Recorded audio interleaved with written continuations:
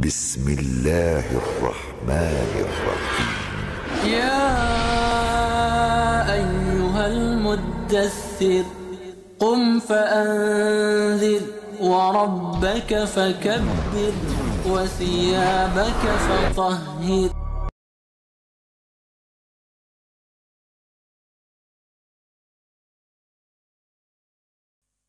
Assalamualaikum warahmatullahi wabarakatuh. Para pemirsa yang dirahmati Allah, kita ketemu kembali dalam kajian rasionalitas Qurani bersama Bapak Haji Suwan Muhammad Isa, yang mana pada kajian kita kali ini kita akan mengkaji dengan tema qada dan qadar pada dunia fisik. Bagaimana yang pernah kita bahas dalam tema 103 yang lalu, dikatakan bahwa Allah melakukan qada terhadap entitas negatif yang tidak teratur menjadi teratur dan mengatur potensi atau qadar pada segala sesuatu. Entitas negatif yang diqada dan diqadar Allah ini disebut sebagai syai' atau sesuatu. Pada tema-tema lalu kita tahu bahwa watak atau sifat syai' ini yang selalu tumbuh, berkembang dan berubah sesuai dengan hukum-hukum wujud material objektif. Apa saja yang dapat kita pahami mengenai hal ini, Pak Iswan? Makasih Pak Jul. Assalamualaikum warahmatullahi wabarakatuh. Alhamdulillah kita sudah sampai pada tema 104. Jadi mungkin pada kesempatan ini kita, walaupun sudah beberapa kali disinggung, kita akan melihat bagaimana qada dan qadar dalam dunia fisik. Bagaimana apa yang tadi Pak Jul katakan bahwa sesuatu yang belum diislah tadi, setelah diislah dia menjadi syai'. Nah, pertama mungkin yang perlu kita pahami bahwa prinsip-prinsip dasar syai'. Nah, prinsip-prinsip dasar syai' ini kita sudah tahu bahwa dia bersifat tumbuh, berkembang, berubah dari satu keadaan kepada keadaan yang lain, dari satu kondisi kepada kondisi yang lain. Jadi dia tidak tetap, dia selalu saja berubah gitu. Nah, ini yang disebut Allah di dalam surah Al-Qasas 88 itu, segala sesuatu kullu syai'in halik. Segala sesuatu itu kullu syai'in halik, itu segala sesuatu selalu berubah gitu. Itu yang pertama, prinsip ini selalu kita pegang gitu. Nah, yang kedua, bahwa karena perubahan ini terjadi di dalam suatu perubahan siklus, jadi perubahan ini artinya dia hukum-hukum siklus ini, maka prosesnya ini, berubahnya ini teratur gitu. Artinya perubahan-perubahannya melalui step-step, melalui keteraturan gitu. Nah, melalui keteraturan inilah yang bisa kita lihat. Kalau dia cepat kita sebut sebagai revolusi, kalau dia perubahannya lambat dia disebut sebagai evolusi. Jika diklaim oleh pemerintah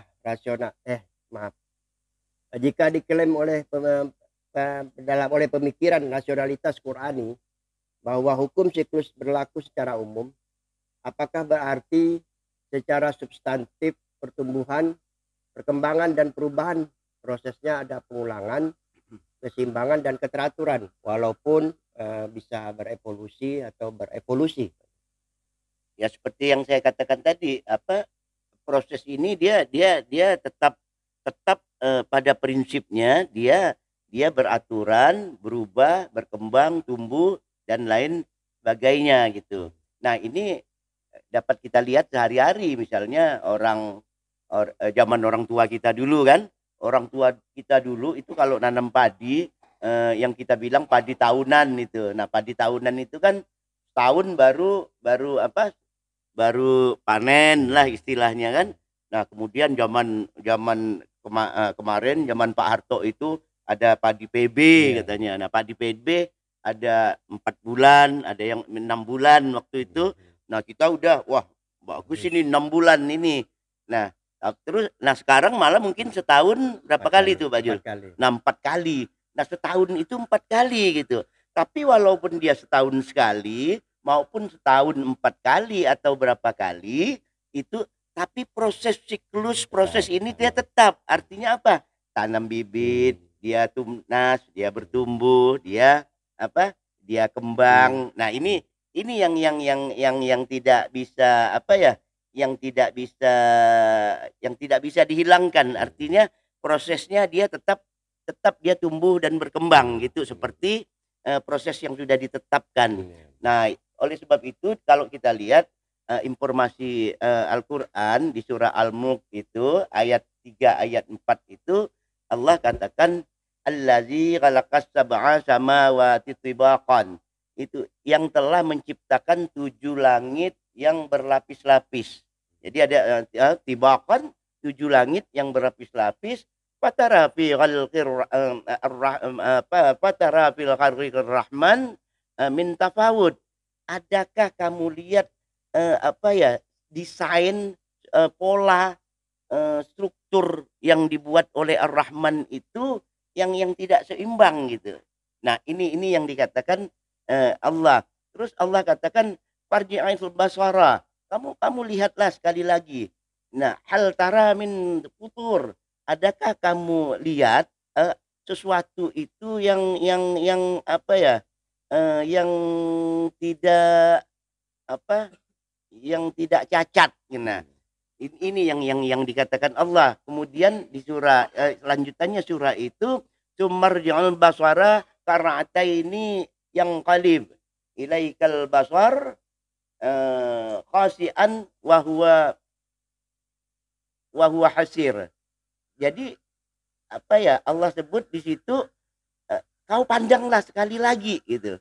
Nah, niscaya penglihatanmu itu tidak akan menemukan sesuatu yang cacat.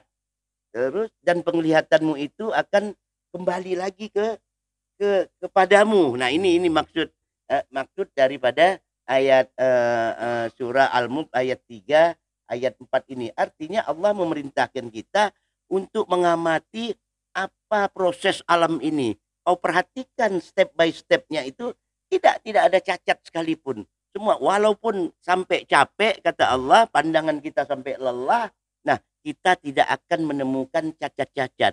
Kita tidak akan menemukan ketidakseimbangan. Artinya cacat-cacat dan ketidakseimbangan dalam proses tadi, dalam proses pertumbuhan, perkembangan dan perubahan. Nah, ini yang dimaksudkan oleh Allah. Jika kita amati dunia fisik material, baik yang berevolusi maupun melalui revolusi, ini kan setidaknya ada 4 cara pandang dunia, yakni dunia flora, dunia fauna, dunia kosmos, dan dunia manusia. Apakah keempat cara pandang dunia ini berlaku sama? Dengan kata lain, apakah keempatnya berlaku hukum evolusi atau revolusi? Hal ini penting karena banyak kelompok agamawan yang menolak teori Darwin. Bagaimana pandangan rasionalitas Qurani? Nah, kalau kita melibatkan teori Darwin, memang selama ini banyak pernyataan umum bahwa tidak ada satu agama pun yang mengakui teori Darwin. Artinya di sini yang tidak diakui ini adalah kesimpulan terhadap teori tersebut bahwa semua entitas kehidupan termasuk manusia itu berdasar satu proses yang kita kenal kita ini dari kerak katanya. Nah, ini perlu kita perlu kita pahami kenapa para agamawan menolak teori Darwin karena pendapat yang menyamakan itu. Nah, kalau kita melihat hal ini, pertama yang perlu kita lihat dulu, kita harus membedakan temuan-temuan sains dan kesimpulan-kesimpulan yang dibuat berdasarkan hasil temuan itu. Yang pertama. Nah, yang temuan-temuan sains ini dia pasti benar gitu. Tapi mungkin kesimpulannya yang salah, yang keliru gitu. Nah, itu yang pertama. Yang kedua, temuan-temuan sains ini juga ini kekurangan bisa disebabkan apa? Bisa disebabkan oleh kekurangan sampel. Kekurangan sampel di dalam kita mengambil apa ya untuk menjadikan apa tuh biasa di dalam penelitian itu sampel lah ya. Untuk mengambil dijadikan contoh untuk dijadikan contoh sehingga kekurangan ini menyebabkan kita mengambil kesimpulan salah karena apa? Karena contoh yang kita ambil dia tidak representatif gitu. Nah, ini yang menyebabkan kekurangan di dalam ilmu pengetahuan. Nah, kalau kita lihat bahwa entitas kehidupan ini kita sudah bahas kemarin tuh. Entitas kehidupan dunia fauna, dunia dabbah ini dia muncul semata-mata dari air. Sedangkan dunia manusia dia muncul dari air dan tanah. Nah, ini kan pembentuk dasarnya kan sudah berbeda nih. Pembentuk dasarnya sudah berbeda. Yang satu pembentuk dasarnya satu unsur yang disebutkan Allah. Yang kedua pembentuk dasarnya dua unsur berbeda antara dunia dabbah, dunia fauna dan dunia manusia. Nah, Charles Darwin itu kalau kita baca buku-bukunya itu dia melihat perkembangan awal yang terjadi pada dunia dabbah, dunia hewan. Dunia hewan yang jadi pokok pangkalnya di perkembangan makhluk primata gitu. Nah, berdasarkan inilah Darwin mengambil kesimpulan bahwa semua perkembangan kehidupan termasuk manusia ini adalah proses daripada evolusi.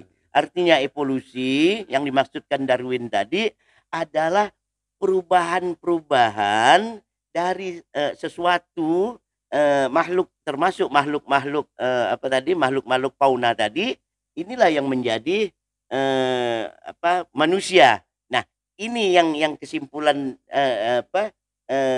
teori Darwin yang mungkin saya katakan keliru lah. Kenapa? Karena sampel sebenarnya sainsnya betul gitu. Tapi karena sampelnya keliru, sampel yang keliru ini sampel dari dunia fauna diumumkan kepada dunia manusia. Nah, oleh sebab itu ini yang menyebabkan Darwin mengalami satu kerancuan di dalam membuat satu kesimpulan. Bahkan ini juga membingungkan Darwin sendiri. Kenapa? Karena Darwin sampai hari ini teori ini belum dapat mencari satu mata rantai yang hilang yang menuju dunia manusia gitu. Nah, jadi ini yang menyebabkan hasil temuannya tidak representatif untuk semua dunia fauna dan dunia manusia.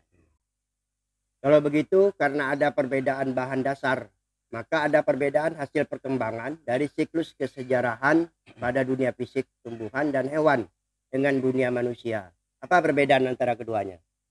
Nah, perbedaan antara dunia hewan dan dunia manusia ini ya jelas. Kemarin kita sudah sering membahas bahwa dunia hewan itu mengalami perubahan kan, seperti apa yang dikatakan Darwin itu. Betul apa yang dikatakan Darwin itu. Sedangkan dunia manusia ini bukan mengalami perubahan, tapi dunia manusia mengalami kesempurnaan gitu. Nah, ini kalau kita lihat di surah An-Nur, misalnya di surah An-Nur ayat 45. Di situ Allah mengatakan wallahu khalaqa kulla dabbah. Allah menciptakan segala sesuatu dabbah itu mimma dari air. Nah, ini Allah dari air. Wa minhum man yamshi ala batnihi. Ada juga yang diciptakan itu dia dari berjalan menggunakan perutnya. Ada juga wa minhum may yamshi ala ala rijalain, berjalan dua kakinya. Nah, ada juga yang berjalan dengan arba'ah. Di sini Allah tidak menyebutkan 3 gitu, langsung 4, karena kita tidak bisa membayangkan ada di dunia ini tidak ada binatang yang kakinya 3 itu. Ada enggak Pak? Nah, enggak ada ya binatang kaki 3 ini. Nah, ini yang dimaksudkan oleh apa? Perubahan tadi, adanya perubahan bentuk. Itu dapat kita lihat di dalam kalau hari ini masih dapat kita lihat. Kita lagi kecil itu nangkap apa? Telur apa itu? Telur cebong gitu. Yeah. Nah, telur kodok, telur cebong itu kan kalau dia netas masih kayak ikan kan, enggak ada kaki, enggak ada apa. Nah, ini lama-lama dia berevolusi, tumbuh kaki, bentuknya pun berubah gitu. Bentuknya pun tadinya berenang, sekarang dia meloncat. Nah, ini dunia binatang, dunia dabbah, dunia fauna gitu. Nah, jadi dunia fauna ini bentuknya melalui proses-proses evolusi, tapi dalam rangka evolusinya itu adalah perubahan bentuk. Nah, berbeda perubahan bentuk, berbeda dengan manusia, penyempurnaan bentuk. Nah, oleh sebab itu karena dia perbedaan bentuk, nah kita tidak bisa membayangkan zaman, kalau orang bilang Allah menciptakan zaman Nabi Adam dulu katanya, itu misalnya Allah membuat harimau langsung muncul mengaum, kuda langsung mengikik. Nah, ini tidak bisa kita bayangkan seperti itu. Atau hal-hal barulah, spesies-spesies baru yang kita temukan sekarang kan, bentuk binatang, bentuk tumbuhan. Kan banyak binatang, bentuk tumbuhan yang dulunya belum kita kenal.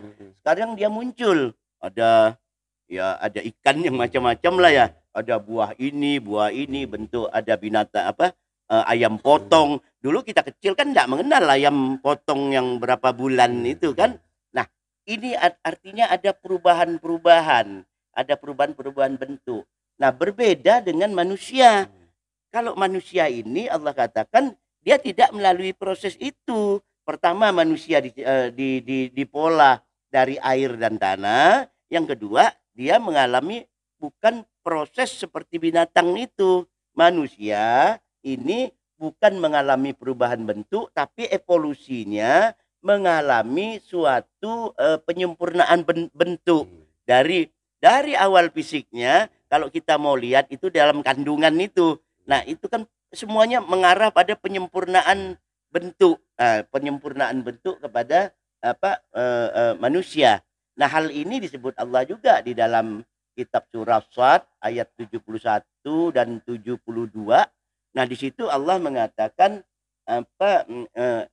wa iz qala lil malaikati inni khaliqun basyaran, kepada malaikat aku akan menjadikan manusia, menjadikan basyar.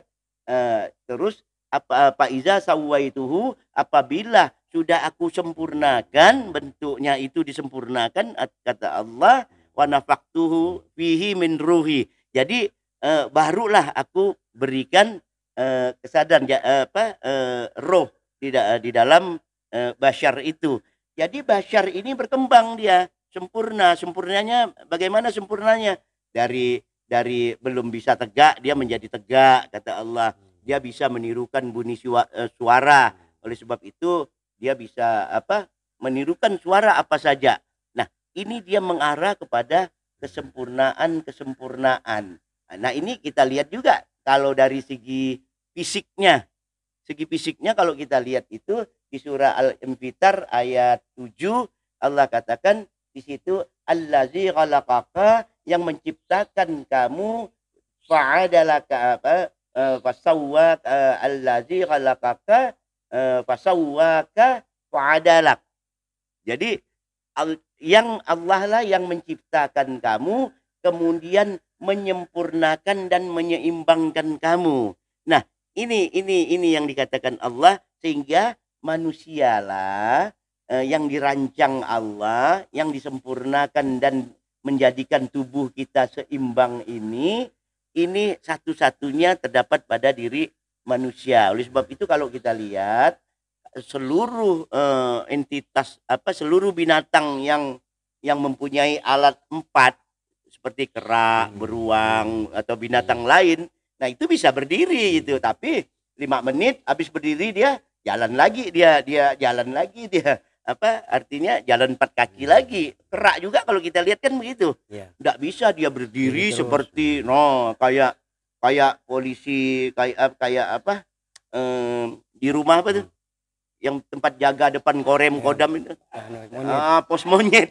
Itu siapa yang gelar pos monyet itu enggak tahu juga itu. Nah, itu di dalam itu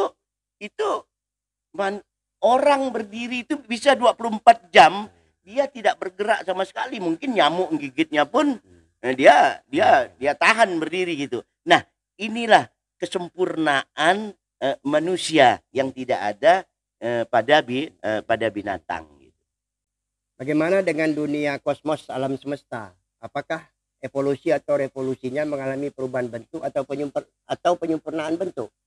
Nah, tadi kan kita sudah katakan bahwa pada prinsipnya kan segala sesuatu termasuk dunia fisik ini kan dia berubah dari satu bentuk ke bentuk yang lain, dari suatu keadaan berubah kepada keadaan lain. Nah, demikian juga kosmos. Kosmos ini berubah. Nah, kalau kita lihat informasi Allah itu kosmos ini berubah. Dulu langit waktu itu masih berupa asap, atau tadinya bumi bersatu kemudian dipecah. Nah, itu semua berubah. Tidak ada satupun yang tetap. Nah, itu selalu mengalami pertumbuhan, perkembangan dan perubahan. Bahkan perubahannya yang paling penting diinformasikan Allah itu perubahan yang melalui revolusi. Artinya ada suatu lompatan yang menyebabkan watak dunia langit dan bumi yang ada sekarang ini dia menjadi langit dan bumi yang lain. Nah, ini disebutkan Allah juga kalau kita lihat di dalam surah Ibrahim ayat 48, Allah katakan yauma tubaddalul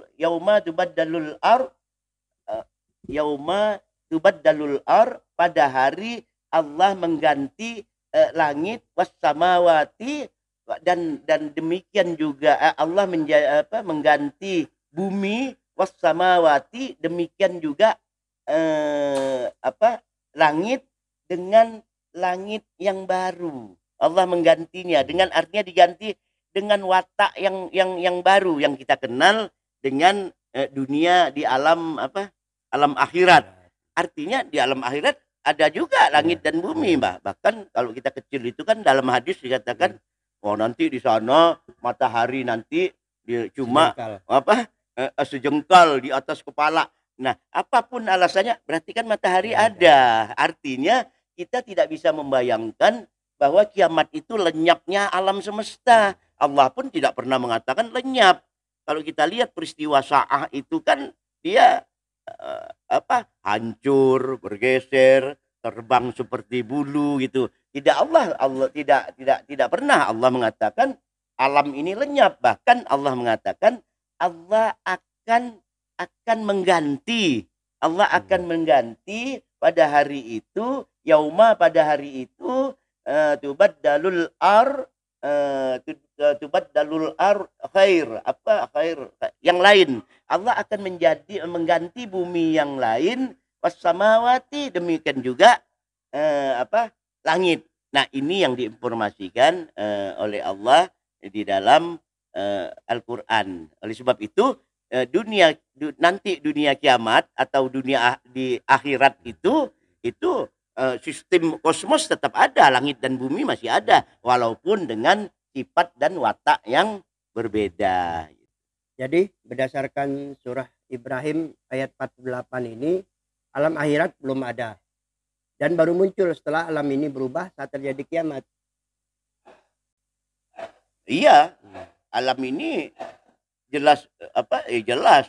Tadi kan sudah disebutkan setelah kiamat nanti pada hari nanti bumi ini diganti dengan bumi yang baru gitu. Artinya negeri akhirat ya belum ya jelas belum ada gitu. Ya kita tidak bisa mengatakan bahwa negeri akhirat itu sudah ada, karena jelas Allah mengatakan proses akhirat itu adalah proses pergantian, pergantian dari satu wujud kepada wujud yang lain gitu. Nah, karena akhirat belum ada, konsekuensi logisnya ya surga, ya neraka, ya itu belum ada. Nah, ini yang masih menjadi perdebatan-perdebatan, tapi apa yang diinformasikan Al-Qur'an berdasarkan hukum-hukum wujud itu ya sangat jelas. Semuanya itu belum ada.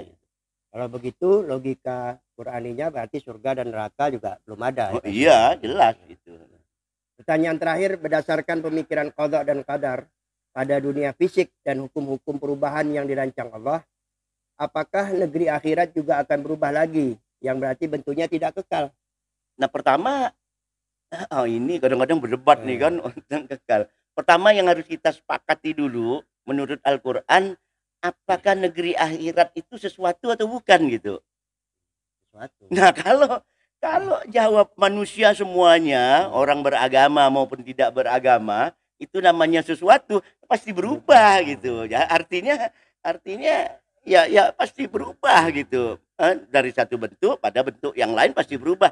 Masalah berubahnya tadi yang tadi kita katakan, mau dia melalui cara lambat, rentang waktunya mau lama, mau cepat, mau ada perubahan, jelas itu karena dia sesuatu, itu namanya pasti berubah. Jadi kita tidak bisa memaksakan kehendak kita bahwa oh tidak, negeri akhirat itu kekal, karena yang kita bicarakan ini kan bahasa Indonesia gitu. Nah, harusnya kalau kita memperdebatkan itu kan kita jelaskan dulu kekal menurut kekal Allahnya itu digunakan kata baqa gitu kan.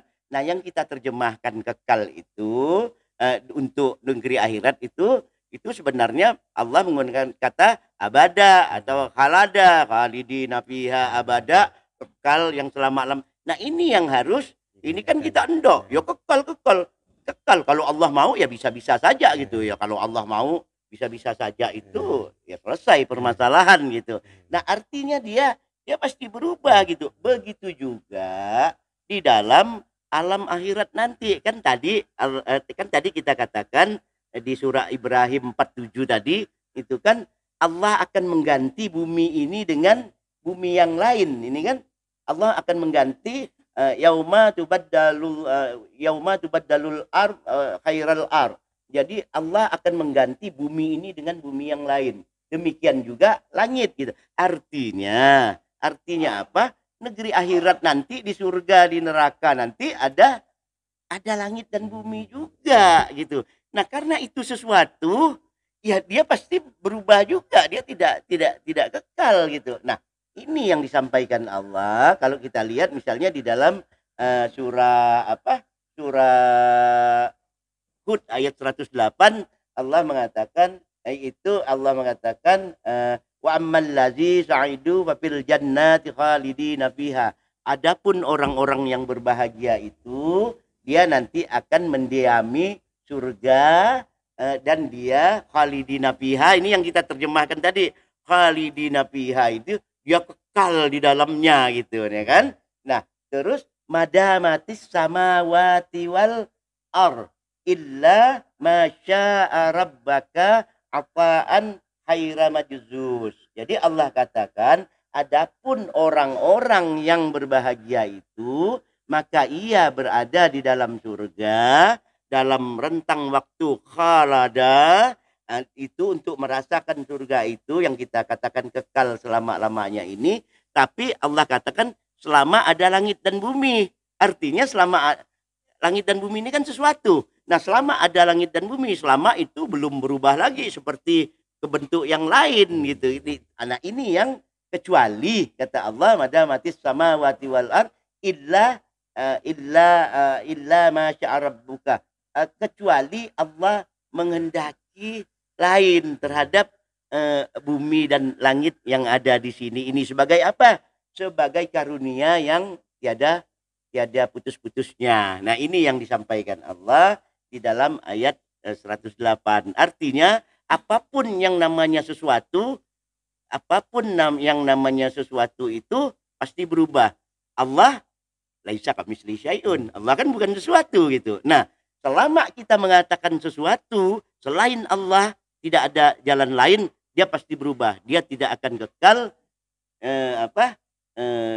untuk artinya tidak berubah seperti tidak berubahnya Allah tadi baka gitu. Nah, ini prinsip daripada sesuatu gitu. Terima kasih Pak Iswan. Dari hasil yang kita bahas tadi disampaikan oleh Pak Iswan, dapat disimpulkan beberapa hal. Pertama, segala sesuatu yang bersifat fisik tunduk pada hukum-hukum pertumbuhan, perkembangan, dan perubahan sesuai dengan qada dan qadar yang dirancang oleh Allah. Rancangan ini ada dalam suatu sistem siklus kesejarahan yang terus berlanjut, baik pada dunia fauna, dunia flora, dunia kosmos, dan maupun dunia manusia dalam bentuk evolusi atau revolusi. Pada dunia fauna, flora, dan dunia kosmos, perubahan bentuk yang berlangsung secara evolusi atau revolusi terjadi rentang waktu sesuai dengan qada dan qadar yang telah ditentukan pada masing-masing entitas tersebut.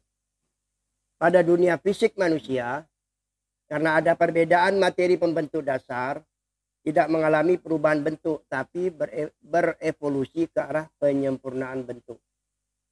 Alam akhirat belum ada, dan ada setelah bumi kita ini diganti dengan bumi yang lain. Demikian juga dengan langit.